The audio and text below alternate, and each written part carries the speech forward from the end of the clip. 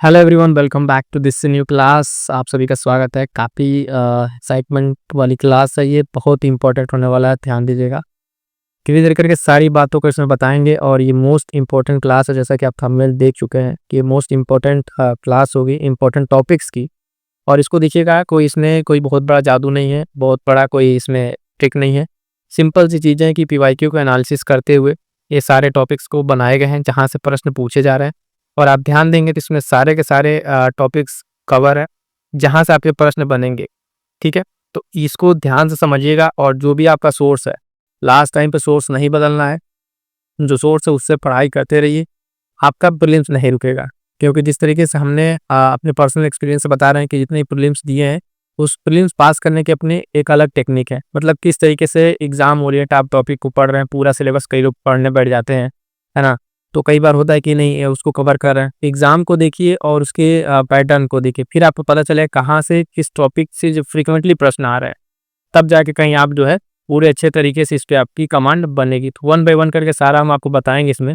उससे पहले आपको बता दें कि साथियों देखिएगा, जो साथी नए हैं, आर के लिए कंप्लीट सारी चीज़ आपके लिए लेकर हम लोग आए हैं।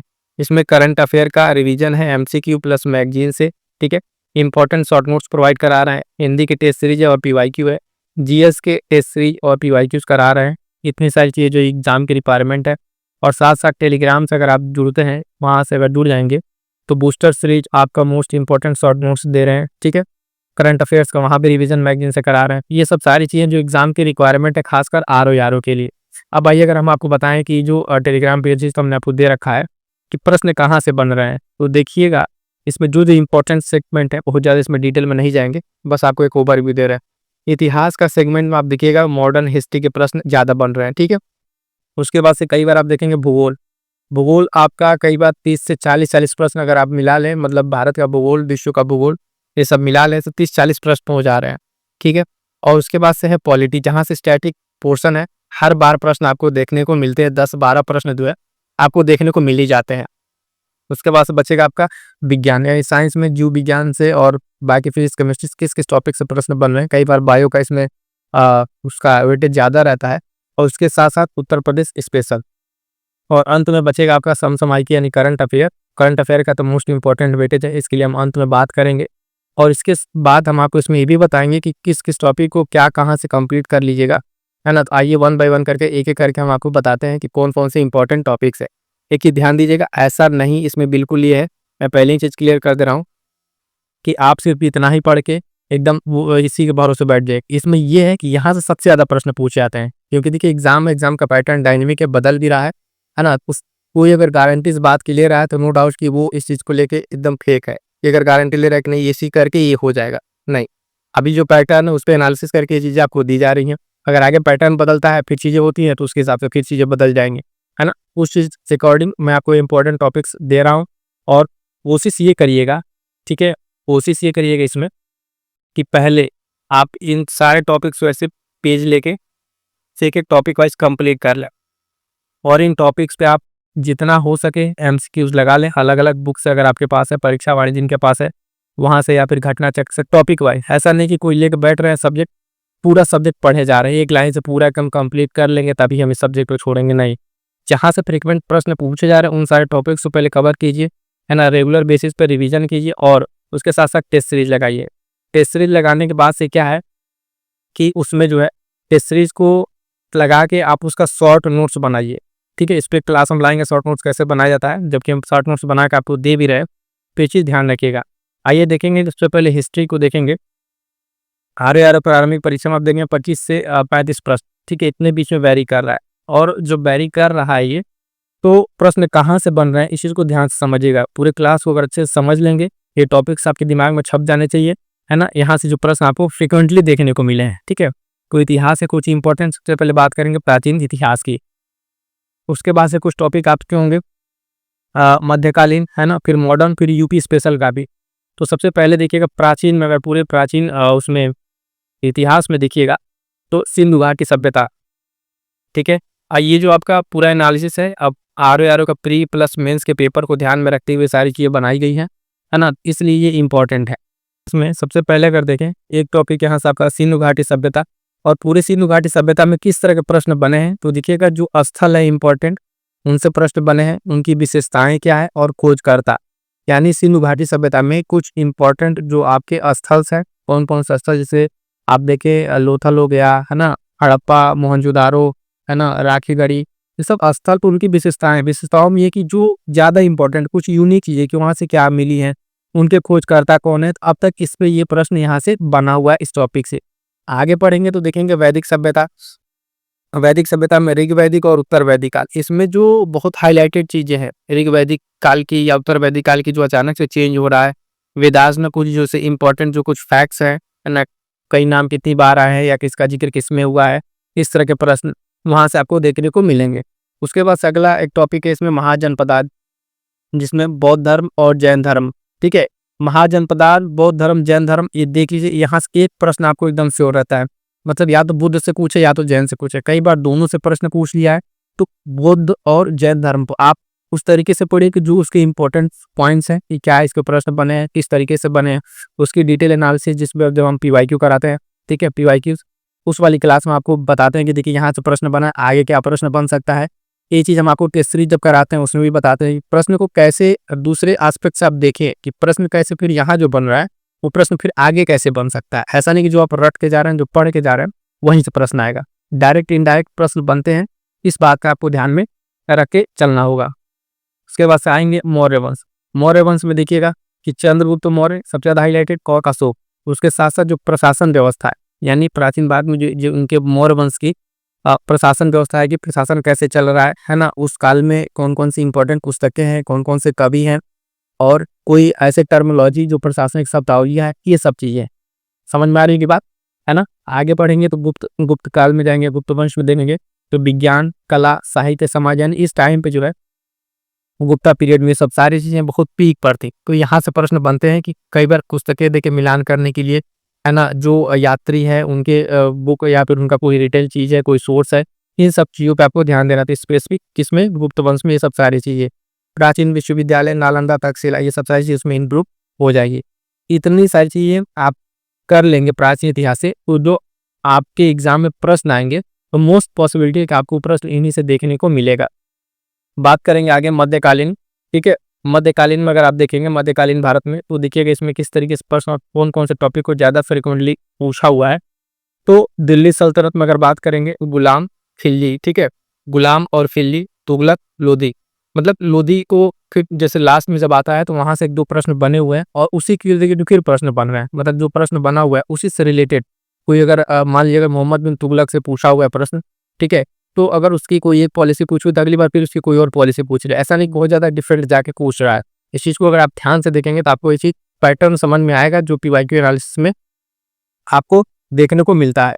उसके बाद से मुगल वंश में आइएगा तो बाबर से और औरंगजेब तक, मतलब इसमें भी ये है कि पहले तो जो क्रोनोलॉजिकल ऑर्डर है, क्रम, ठीक है, क्रम कई बार पूछ ले रहा है, 3-4 आपको राजाओं का नाम दे देगा, ठीक, उसका क्रम पूछ ले रहा है, उनके काल में कुछ घटनाओं को क्रम पूछ ले रहा है, इस तरीके से प्रश्न बन रहा है। भक्ति आंदोलन अगर आप देखें तो संत कबीर, ठीक है, तुलसीदास, गुरु नानक, इस तरह के जो उस टाइम पे जो हुए हैं है ना, और उनकी जो प्रमुख किताबें हैं उन लोगों के क्या क्या चीज़ें रही हैं वो सब देखना है। सूफी आंदोलन में इसी तरीके से चिश्ती और सुहरावर्दी सिलसिला, ये ज़्यादा इंपॉर्टेंट रहेगा। इन सिलसिलों में कौन प्रमुख रहे हैं, इस तरीके से उन लोगों ने एक्सपेंशन किया है, उन लोगों की कोई किताब है वो इंपॉर्टेंट।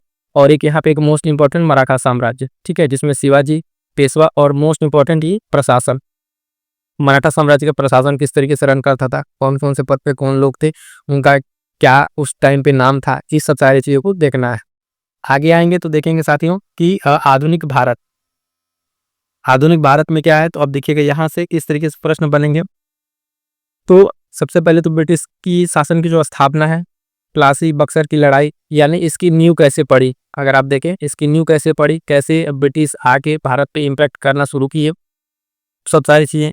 फिर आगे बढ़ेंगे तो 1857 के क्रांति वाला पोर्शन है, जिसमें तो अब मोस्ट फ्रिक्वेंट यहाँ से क्वेश्चन अब कम हो गए हैं क्योंकि मैक्सिमम क्वेश्चन पूछे जा चुके हैं। कारण नेतृत्व परिणाम वाला 1857 की क्रांति की बात कर रहे हैं।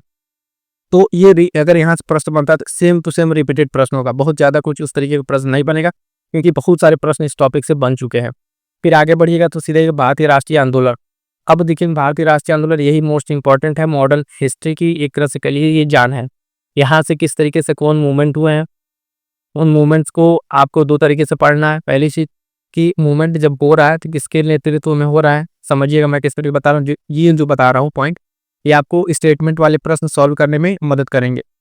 तो कि मूवमेंट हुआ है किसके आप देखेंगे नेतृत्व में हुआ है, उसका डेट क्या रहा है, उसका इम्पैक्ट क्या रहा है, ये सब सारी चीज़ें देखेंगे। तो जो कथन कारण वाले प्रश्न हैं तब जाके वो आपसे सॉल्व होंगे। तो भारतीय राष्ट्रीय जो कांग्रेस है उसका गठन, बंगाल का विभाजन, होम रूल मूवमेंट, खिलाफत आंदोलन, असहयोग आंदोलन, सविनय अवज्ञा, भारत छोड़ो आंदोलन, ठीक है। इतना सारा अगर आप देखें 1905 से शुरू कीजिए और 1900 लगभग 42 तक, इसके बीच की जो भी सारी घटनाएं हैं, मतलब एक क्रोनोलॉजिकल आर्डर में जो मेन में कि क्या कौन सा डेट रहा है, किसके नेतृत्व में हुआ, ये सारी चीज़ आपको देखते हुए आगे बढ़ना है। इसके बाद से जब आगे बढ़िएगा तो महात्मा गांधी, नेहरू, सुभाष चंद्र बोस, इनके विचार और आंदोलन। अब महात्मा गांधी में तो अपने आप में आधा आंदोलन आपको समाहित मिलेगा।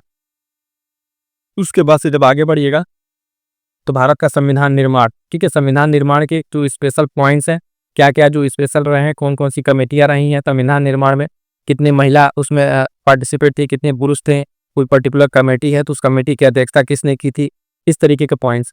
तो उसके बाद से आगे बढ़िएगा तो ब्रिटिश शासन का जो अधिनियम आएगा उससे मोस्ट इंपॉर्टेंट 1909 और 1919 और 1935, ये 3 मोस्ट इंपॉर्टेंट है। अगर यहाँ से अधिनियम से प्रश्न बनता है तो मोस्ट चांस है, प्रोबेबिलिटी है कि आप देखेंगे इन्हीं दिन से बनेगा, ठीक है। कि इन तीनों का अपने आप में एक अलग इंपैक्ट है। खासकर 1935 के अगर आप देखेंगे तो भारतीय संविधान पर इसका अच्छा खासा प्रभाव देने को मिलता है। तो ये हो गया आपका कितना मॉडर्न का, ठीक है। मैं फिर से कह रहा हूँ कि देखिएगा इसको इस तरीके से नहीं, आप ध्यान में रखिएगा कि चलो इतना कर ले, इतना ही करके हो जाएगा। पहले आप इतना कंप्लीट कीजिए, फिर टेस्ट सीरीज लगा के देखिएगा आपका कितना कंप्लीट हो रहा है। तो मैक्सिमम क्वेश्चन और पीवाईक्यू करने बस आपके हो जाएंगे। आगे बढ़िएगा, अब यूपी स्पेशल में कुछ देख लीजिए। हिस्ट्री में ली यूपी स्पेशल की जो हिस्ट्री है ना, उत्तर प्रदेश विशेष, इसी इतिहास में कंप्लीट कर ली। इसी तरीके से यूपी स्पेशल का आपका ज्योग्राफी और पॉलिटी कंप्लीट कर लें, क्योंकि यूपी स्पेशल से भी आपको प्रश्न देखने को मिलते ही मिलते हैं। तो इसमें यूपी स्पेशल में जब आप देखिएगा तो उत्तर प्रदेश का क्या योगदान रहा है इस आंदोलन में, तो झांसी की रानी लक्ष्मीबाई, ठीक है, एक इम्पॉर्टेंट रही हैं। और कौन कौन से जगह रहे हैं, प्लेसेस आप बात करें कि जहाँ पे ये घटनाएं हुई हैं उत्तर प्रदेश में, 57 क्रांति का जो विद्रोह उत्तर प्रदेश में हुआ है उसका योगदान, फैजाबाद, बनारस, ठीक है, इलाहाबाद, इसका ऐतिहासिक महत्व क्या है, ये सब पॉइंट्स। और स्वतंत्रता आंदोलन में यूपी के जो स्वतंत्रता सेनानी रहे हैं उनके बारे में, मतलब 8-10 नाम आपको जो मोस्ट इंपॉर्टेंट दिखेंगे वहाँ पे, उन नाम और वो कहाँ से जुड़े थे, उनका गांव क्या था, है ना। इस तरीके से पॉइंट्स आपको ध्यान में रख के आगे बढ़ना है। ये बात हो गई आपके हिस्ट्री की, ठीक है। अब आइए देखते हैं कि यहाँ से पॉलिटी, तो यहाँ पे भी 10 से 15 प्रश्न का रेगुलर सवाल पूछा गया है पॉलिटी से। इंपॉर्टेंट टॉपिक्स यहाँ पे जो बता दें जहाँ से सीधे सीधे प्रश्न आपको देखने को मिले हैं पॉलिटी के, ये सब सारे अच्छे से रिवाइज कर लीजिएगा। सबसे पहले भारतीय संविधान से संबंधित कौन कौन से यहाँ पे टॉपिक है, तो प्रस्तावना, उद्देश्य, शब्दों का अर्थ। यहाँ पे क्या होता है ना, जो क्रम पूछ लेता है, प्रस्तावना का क्रम है। अब अगर आप देखें ये जो प्रश्न है, अगर इनमें आप गलती कहीं कर रहे हैं तो नो डाउट कंपटीशन इतना ज़्यादा है, साथियों ध्यान दीजिएगा कि आप रेस से बाहर हो जाएंगे। तो ये ऐसे टॉपिक है जो आपको पता है कि यहाँ से प्रश्न बन रहे हैं, है ना। जो बाउंसर आ रहा है वो तो सबके लिए है, चलो कुछ नया है या टफ रहा है पेपर, लेकिन अगर ये सब चीज़ें अगर आप गलत कर रहे हैं तो आप कहीं न कहीं रेस से बाहर हो जाएंगे।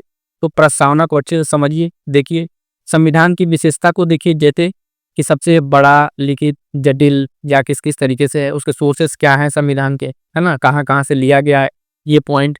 उसके बाद से आगे बढ़िएगा तो देखेंगे मौलिक अधिकार, यहाँ से भी प्रश्न रहता है। फंडामेंटल राइट्स हैं जो 12 से 35 तक अनुच्छेद है, हर एक अनुच्छेद आपको एकदम रटा होना चाहिए, इसमें कोई आप कोताही नहीं करेंगे, क्योंकि कुछ चीज़ें आपको रटनी पड़ेंगी, है ना। जहाँ पे कोई अनुच्छेद है ना, कोई स्टेटमेंट है, तो आपको एज इट इज़ याद होना चाहिए कि ये स्टेटमेंट किसने दिया था, इस आर्टिकल में क्या बातें कही गई हैं। कोई कहेगा कि इसको हम समझ के तैयार करते हैं, चाहे जो भी, समझ के तैयार कर ले तो और बेहतर है ना। लेकिन अगर नहीं याद हो तो आपको रटा होना चाहिए, ये चीज़ ध्यान दीजिएगा, बहुत सारी चीज़ आपको हेल्प करेंगी वहाँ पे। मौलिक कर्तव्य देखिएगा, फंडामेंटल ड्यूटीज अनुच्छेद आप देखेंगे 51 से ए तक का। डीपीएसपी का सिद्धांत देखिए, वहाँ से प्रश्न बनता है 36 से 51 तक का। उसके बाद से आगे बढ़ेंगे तो संविधान संशोधन की प्रक्रिया, विशेष बहुमत क्या है ना, 42वां 44वां कुछ संविधान संशोधन जो इम्पोर्टेंट है ना, वहाँ से प्रश्न। अब जितने हम आपको इम्पोर्टेंट टॉपिक्स दे रहे हैं यहाँ पे, इस सब पे क्लास आ रही है, बहुत सारी क्लास आ चुकी है। आप अगर प्लेलिस्ट जाकर चेक करिएगा तो आपको भटकने की ज़रूरत नहीं पड़ेगी। आपका जो सोर्स है उसको पढ़िए, यहाँ पे जो हम आपको क्लास प्रोवाइड करा रहे हैं उस क्लास को देखिए, बाकी आपको भटकने की ज़रूरत नहीं पड़ेगी। आपका आराम से प्रीलिम्स क्लियर हो जाएगा, जितनी सारा कंटेंट हम आपको यहाँ दे रहे हैं उसके अलावा भटकने की ज़रूरत नहीं पड़ेगी। जैसे कि अभी एक टॉपिक यहाँ पाया संविधान संशोधन प्रक्रिया, तो जितने इंपॉर्टेंट अभी तक अमेंडमेंट हुए हैं वो सारे अमेंडमेंट पे क्लास हमने बना के डाल दिया है। आर ओ एग्जाम करके उसमें प्लेलिस्ट होगी, उसमें जाकर अगर आप देखेंगे तो आपको मिल जाएगा। इस तरीके से जब आगे आइएगा तो संविधान निर्माण की जो संविधान सभा है, भीमराव अम्बेडकर और जो अन्य समितियाँ हैं, सरकारी जो संस्थाएं हैं और जो पद हैं उनमें क्या क्या चीज़ें देखनी रहती है। तो जैसे कि आप देखेंगे राष्ट्रपति, उपराष्ट्रपति, जो दो ये हैं इनके बारे में क्या, इनका चुनाव, कार्यकाल, शक्तियाँ, खास करके शक्तियों पर ध्यान दीजिएगा, ये ज़्यादा इंपॉर्टेंट है। इन दोनों की शक्तियाँ किस तरीके से वर्क करती हैं। प्रधानमंत्री और मंत्रिपरिषद देखिए, यहाँ से प्रश्न पूछा गया है। लोकसभा और राज्यसभा, इसका गठन, कार्यकाल, विशेष शक्तियाँ, है ना। राज्यपाल और मुख्यमंत्री को इसी तरीके से देखिए। आगे बढ़ेंगे, इंपॉर्टेंट जो है संसद की कार्यप्रणाली, सत्र, शून्यकाल या प्रश्नकाल, है ना। यहाँ से प्रश्न बना हुआ, मतलब ये जो यहाँ पे प्रश्न संसद की कार्यप्रणाली से, यहाँ से आप देखेंगे स्टेटमेंट वाला प्रश्न बना है, कथन कारण वाला, कि इसके बाद ये चीज़ें घटित होती हैं, इसके बाद ये होती हैं। आगे बढ़िएगा तो देखिए कुछ महत्वपूर्ण आयोग और संस्थाएं, ठीक है। अब यहाँ से कौन कौन सा आयोग है जिसके बारे में देखना है। आयोग और संस्था के बारे में देखेंगे, सबसे पहले उसका क्या देखिएगा, उसका स्ट्रक्चर यानी संरचना देखिएगा, उसमें कौन कौन से मेंबर हैं, मेंबर को देखिएगा, मतलब अध्यक्ष हैं, सदस्य हैं, तो अध्यक्ष का कार्यकाल कितना है, सदस्यों का कार्यकाल कितना है, नियुक्ति कैसे होती है ना, उन पर महाभियोग के लिए उनको हटाया कैसे आता है उनके पद पे, किसके द्वारा नियुक्ति की जाती है। ये सब सारे डायमेंशन रख के अगर आप तैयार करेंगे तो कहीं ना कहीं आपकी तैयारी और बेहतर होगी। तो देखिएगा इसमें कौन, सबसे पहले निर्वाचन आयोग आए दिन चर्चा में रहता है, यूपीएससी और स्टेट पीएससी। अब जो सारी बातें बताएं हैं कि अध्यक्ष और इसके जो संरचना, वो सब सारी चीज़ में आपको देखना है। वित्त आयोग मोस्ट इंपॉर्टेंट, हर बार यहाँ से प्रश्न देता है कि आर्टिकल्स कौन कौन से हैं। जितनी संस्थाएं बता रहे हैं अगर इसका मेंशन आप देखेंगे कि किस तरह की संस्थाएं हैं, संवैधानिक हैं, गैर संवैधानिक हैं, है ना, या फिर ऐसी कोई बॉडी बना के बनी है, पार्लियामेंट के द्वारा पास हुआ है, ये सब सारी चीज़ों को ध्यान में रखिएगा। सीएजी के बारे में देखिए, अभी सीएजी के बारे में आप देखेंगे 2023 में ही प्रश्न पूछा हुआ था, शॉर्ट नोट्स सब दे रहे थे तो आप वहाँ पर हम आपको दिखाए थे, है ना। उसके बाद से न्यायपालिका में आप सुप्रीम कोर्ट, हाई कोर्ट, न्यायाधीशों की नियुक्ति और शक्तियाँ, और खासकर जो रिट वाला चीज़ है, सुप्रीम कोर्ट और हाई कोर्ट की रिट की शक्तियाँ, जो आपके रिट हैं उन रिट का मीनिंग्स क्या है, जो आप रिट देखते हैं मैंडामस, मतलब, है ना, और बाकी अन्य जो रिट्स हैं उन सब के बारे में आपको चीज़ें ध्यान में रखनी है। ये सारे इंपॉर्टेंस अगर आप ऐसे लिस्ट बना के आप एक बार एक करते जाइए, ऐसे लिस्ट बनाइए, एक पेज बनाइए, वहाँ पे इन सबको नोट कीजिए। आपने ये टॉपिक पढ़ लिया, इसको काट दीजिए, ये पढ़ लिया, इसको काट दिए, ऐसे काटते चलिए, पढ़ते जाइए, काटते जाइए, और इसके एमसीक्यू लगाए। फिर अभी एक हफ्ता आप ऐसे पढ़ के देखेंगे, फिर आपको कॉन्फिडेंस आएगा कितने सारे टॉपिक्स हमने कर लिए हैं जहाँ से परीक्षा में प्रश्न बन रहे हैं।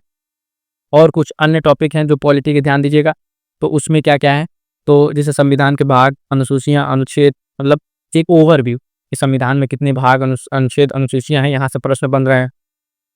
संविधान संशोधन वाला बता ही दिया जो इंपॉर्टेंट है, जैसे कि 42वां, ठीक है, 44वां, 73वां, 74वां, यहाँ से फ्रीक्वेंटली प्रश्न बना है ये जो संविधान संशोधन है ना। तो ये सब संविधान संशोधन को देखिए। आगे बढ़िएगा तो केंद्र राज्य संबंध के बारे में थोड़ी सी बात है। आपातकालीन जो प्रावधान है, जो इमरजेंसी प्रोविजंस, आप देखिए अनुच्छेद 52, 56, 60। निर्वाचन प्रणाली देखिए, ठीक है, इसमें क्या किस तरीके से प्रथम, पिछला मत या आरक्षित सीटें, इस तरीके से बहुत छोटा टॉपिक रहेगा, इसको आप एक बार देख लेंगे तो हो जाएगा। ये सब सारी चीज़ें आप देखते आगे बढ़िएगा। अब आइएगा बात करेंगे भूगोल की, ठीक है। भूगोल के 25 से 35 प्रश्न, कई कबार 1-2 साल देखेंगे 40-40 प्रश्न गया है। आप पूरे भूगोल को मिला लें, मतलब भारत का, विश्व का और यूपी का, तो 40-40 प्रश्न गया, अकेले इसका इतना वेटेज है। तो यहाँ से हम लोग बात करेंगे इसके भूगोल के बारे में। तो भौतिक भूगोल सबसे पहले देखिए, इसमें भी वही चीज़ें, और ये जो टॉपिक देख रहे हैं अगर इन टॉपिक से रिलेटेड आपके पास पीवाईक्यूज़ हैं, ठीक है, मतलब एक चैप्टर वाइज पीवाईक्यू या घटना से कोई भी, तो वहाँ से एक बार जाके इन प्रश्नों को देखिए। आप खुद से जब प्रश्नों को देख के एनालाइज करेंगे तो आपको खुद समझ में आने लगेगा कि प्रश्न कहाँ से बन रहा है, किस तरीके से बन रहा है ना। तो आइए अब बात करेंगे यहाँ से भौतिक भूगोल में। देखिए क्या क्या है, तो जैसे कि इसमें बताया गया है पृथ्वी की आंतरिक संरचना वाला जो कोर, मेंटल, क्रस्ट है। अभी कल ही टेस्ट सीरीज में एक सवाल थी कि जो यहाँ बाउंड्री है क्रस्ट, मेंटल कोर की, वहाँ से प्रश्न था, ये वाला पॉइंट आप देखेंगे। ज्वालामुखी, भूकंप, इनका क्या क्या कैसे है, कौन कौन से वर्ल्ड में आपकी जो ज्वालामुखी है, कौन कौन सा आपका भूकंप वाला एरिया है, बेल्ट कौन सा है ना, जो हाल फिलहाल में कौन चर्चा में रहा है।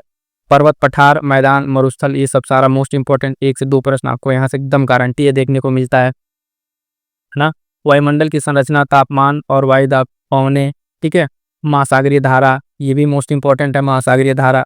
जल चक्र, वर्षा के प्रकार, नदियाँ कौन कौन से डेल्टा एस्चुरी बनाती हैं, तो इस तरीके से छोटे छोटे पॉइंट्स को आप देखते चलिएगा। अब ये आपको देखने में बहुत सारा टॉपिक लगेगा, लेकिन आप तो देखेंगे कि सब्जेक्ट वाइज है, इसलिए अगर आपको टॉपिक लग रहा है इस पर बहुत ज़्यादा डिटेल में नहीं जाना है।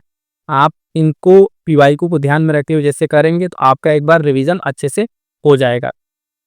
आगे बढ़िएगा, जब भारत के भूगोल पे आइएगा तो यहाँ देखिएगा क्या क्या चीज़ें हैं, कहाँ से प्रश्न बने हैं। तो भारत की स्थिति, विस्तार, जो लैटिट्यूड लॉन्गिट्यूड रहता है, भारत के प्रमुख पर्वत श्रृंखलाएं को देखिए, हिमालय, विंध्य, सतपुड़ा, जो आप यहाँ पे बनता है रेंज बनेगा, उन रेंज को देखिए, अरेंजमेंट देखिए। प्रमुख नदियाँ भारत की, गंगा, यमुना, है ना। नॉर्थ की नदियाँ, साउथ की नदियाँ, अगर आप देखें साउथ भारत की नदियाँ, इन सारे नदियों को अच्छे से देखिए, जिनका ओरिजिन कहाँ है ना, उत्पत्ति है, मुहाना कहाँ है, कौन एस्चुरी बनाती हैं, कौन नहीं बनाती हैं, झीलें, है ना, जो इंपॉर्टेंट झीलें हैं, भारत की जलवायु, मानसून, बाकी तीनों ये सब देखिए। उसके बाद से आगे बढ़िएगा तो कृषि मोस्ट इंपॉर्टेंट है, यहाँ पे कृषि, रबी और खरीफ की फसलें, उत्पादक राज्य, इस पे एक क्लास हमने लाया था कृषि वाले पे, अभी आगे क्लासेस और आनी है। जो उत्पादक राज्य हैं, ठीक है, पहला कौन है ना उत्पादन में, फिर भंडारण में कौन है, इस तरीके से खनिज मिनरल पे भी, संशोधन पे भी इस तरीके से प्रश्न आपको देखने को मिलेंगे। इसमें कोयला, लौह, बॉक्साइट जो इंपॉर्टेंट की अयस्क हैं, इनका राज्य कौन सा है, ठीक है, पहले पे भंडारण में, है ना, और भारत की स्थिति क्या है, ये सब चीज़ों को देखते हुए आगे बढ़ना है। राष्ट्रीय उद्यान और जैव विविधता, ये भी इंपॉर्टेंट है, नेशनल पार्क्स वगैरह, और ये सब वही दिखेगा जो रिसेंटली जो है ना एग्जाम में आए हुए हैं, या फिर कह लीजिए कि जो चर्चा में रहे हैं या न्यूज़ में रहे हैं, उन सबको आपको देते हुए आगे बढ़ना है। आगे आइए, विश्व का भूगोल में देखेंगे। विश्व का भूगोल, इसमें क्या क्या चीज़ें हैं, तो विश्व का भूगोल, महाद्वीप और महासागर, प्रमुख नदियाँ, पर्वत जो अलग अलग कॉन्टिनेंट में, जैसे नील, अमेजन, ये सब नदियाँ, है ना, एंडीज, रॉकी आल्प्स, पर्वत रेगिस्तान में सहारा, गोबी, कालाहारी, समय रेखाएं, इंटरनेशनल और आईएसटी, महत्वपूर्ण जल डंब मंडल, कहाँ कहाँ से कौन कनेक्टिंग लिंक बन रहा है, ये सब टॉपिक्स को छोटा छोटा करके जब एक बार रिवाइज कर लेंगे, इस तरीके से यहाँ से प्रश्न आपको देखते हुए मिलेंगे। खास करके ये नदियाँ, पर्वत, पहाड़ वाला जो विश्व का है, यहाँ से प्रश्न आपको देखने को मिलता ही मिलता है।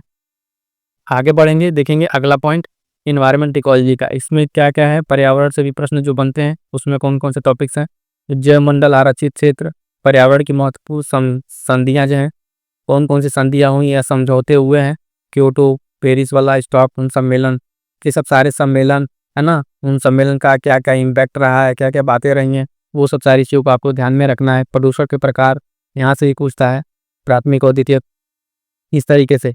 सतत विकास आप देख रहे हैं, इस पर हर बार चर्चा हो रही है, सस्टेनेबल डेवलपमेंट पे और ग्रीन एनर्जी पे, ग्लोबल वार्मिंग, जलवायु परिवर्तन, ये सब सारी चीज़ें।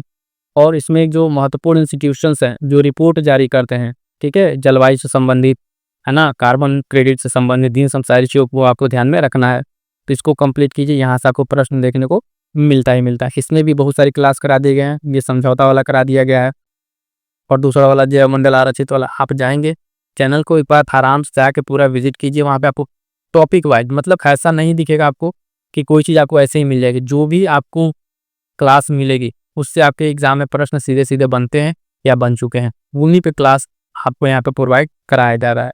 बात करेंगे उत्तर प्रदेश का भूगोल, तब जब यूपी स्पेशल का भूगोल दिखेगा तो उत्तर प्रदेश की भौगोलिक स्थिति, इसकी भी जो नदियाँ हैं, है ना, उत्तर प्रदेश में झीलें कौन कौन सी हैं, कृषि खनिज फिर उसी पैटर्न पे, और जो इम्पोर्टेंट खनिज हैं उत्तर प्रदेश के, उन्हें देख लीजिए कि उत्तर प्रदेश में, और इसको क्या कोशिश कीजिएगा कि मैपिंग के माध्यम से तैयार करें, ठीक है, मैपिंग के माध्यम से कि लोकेट करके चाहिए यहाँ पर ये जिला, ये खनिज यहाँ पर है, तो ये वाला अगर नोट्स आपके पास इस तरीके से बना हुआ है तो आपके लिए ज़्यादा इंपॉर्टेंट रहेगा।